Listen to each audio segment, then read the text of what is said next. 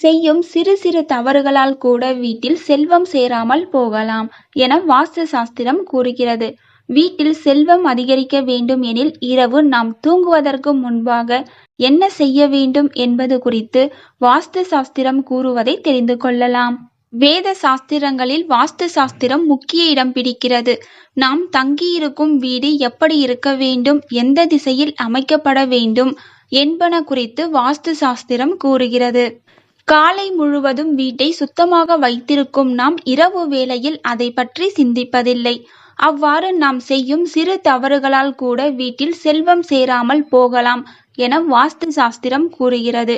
வீட்டின் செல்வம் அதிகரிக்க வேண்டும் எனில் இரவு நாம் தூங்குவதற்கு முன்பாக என்ன செய்ய வேண்டும் என்பது குறித்து வாஸ்து சாஸ்திரம் கூறுவதை தெரிந்து கொள்ளலாம்.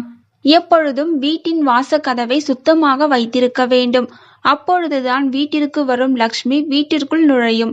லக்ஷ்மி தேவி இரவு நேரம், அதுவும் குறிப்பாக பௌர்ணமி இரவில் வீட்டின் வாசலுக்கு வருவதாக நம்பப்படுகிறது.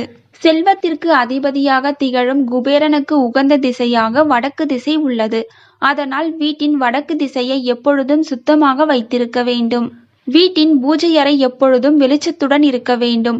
வீட்டில் உள்ள பூஜை அறைகளில் நிச்சயமாக விநாயகர் மற்றும் லக்ஷ்மியின் புகைப்படங்கள் இடம்பெற வேண்டும்.